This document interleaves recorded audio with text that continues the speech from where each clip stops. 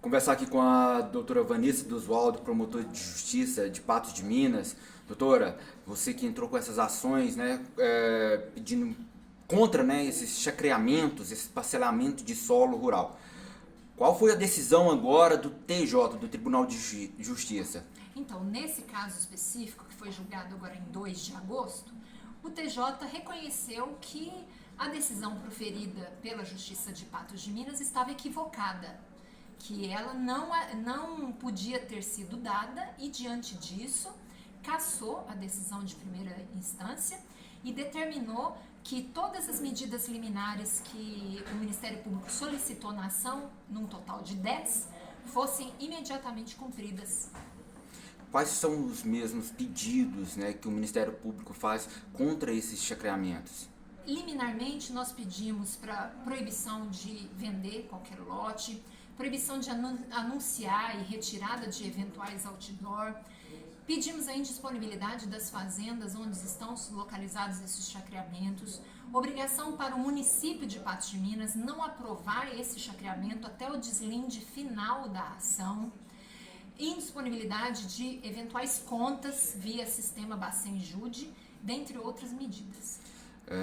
Qual que é o principal argumento que o MP usa para proibir, né, esses chacreamentos, doutora? A lei brasileira é bastante clara e é vigente há muitos anos no sentido de que a divisão de terras na zona rural, ela tem que obedecer o módulo rural, que é 20 mil metros. Os parcelamentos abaixo de 20 mil metros na zona rural são ilegais, fato que o Tribunal de Justiça já pôde se manifestar.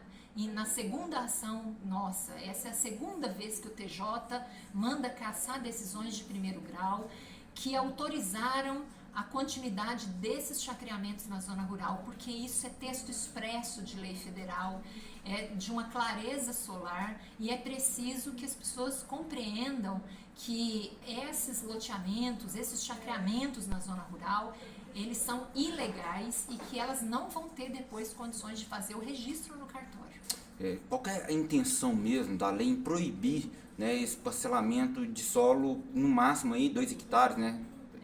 O problema é o seguinte, o município é que tem que definir qual que é o seu perímetro urbano, dentro do qual ele tem que garantir iluminação pública, água, esgotamento sanitário, transporte coletivo, escola, postos de saúde e demais equipamentos de saúde, e o município não é obrigado a prestar esses serviços na zona rural.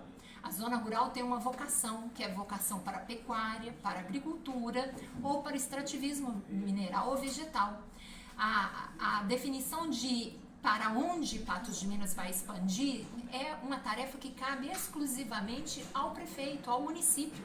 Não é o empreendedor imobiliário que, por ter uma fazenda em determinado local do município, resolve parcelar a sua terra ao avedrio da legislação, sem consultar o município, sem tomar as providências, porque a gente sabe que eles abrem esses chacreamentos e depois não fazem a infraestrutura, deixando a população que adquire, né, numa situação bastante desconfortável.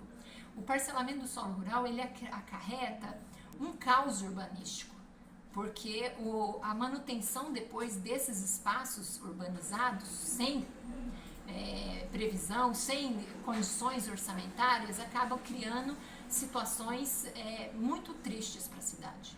Então, nesse caso, continua proibido, então, esse parcelamento de solo aqui em Patos de Minas, né, doutora?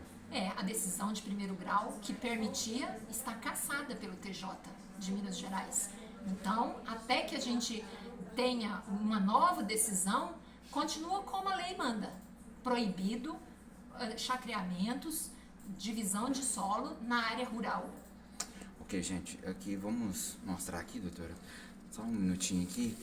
Aqui é uma decisão, então, processo, né, decisão. Esse é o agravo? É um agravo, né, o recurso, né, que o Ministério Público entrou contra a decisão e o TJ concedeu, então, né, atendeu, né, os pedidos do Ministério Público. Essa é a petição. petição A do petição. Ministério Público. Ah, E tá. essa é a decisão. Aqui a decisão, então, gente, ó. Aqui a decisão, né, do Tribunal de Justiça em Belo Horizonte, né? Então, cassando aquela medida. E aqui vocês podem ver, é vedado o parcelamento do solo para fins urbanos em zona rural. Sequer foi registrado ou teve licença deferida pela administração pública para tal empreendimento. Então, é um destaque aqui do desembargador, né? Desembargador Edilson Olímpio Fernandes. Concedendo. Para conceder todas as medidas, né, doutora? As medidas liminares pleiteadas pelo Ministério Público. São 10 medidas aqui.